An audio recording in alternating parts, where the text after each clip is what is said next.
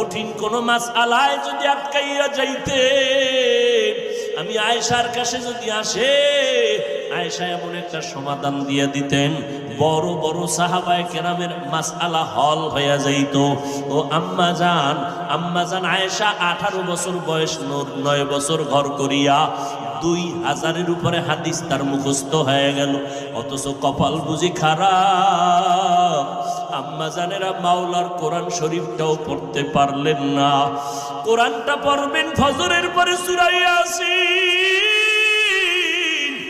জোহরের নামাজের পরে সূরাতুর রহমান তেলাওয়াত করবেন, আসরের নামাজের পরে আম্মা ইয়াতাসাআলুন, মাগরিবের নামাজের পরে সূরা ওয়াকিয়া তেলাওয়াত করবেন, এশার নামাজের পরে সূরা মুলুক তেলাওয়াত করবেন।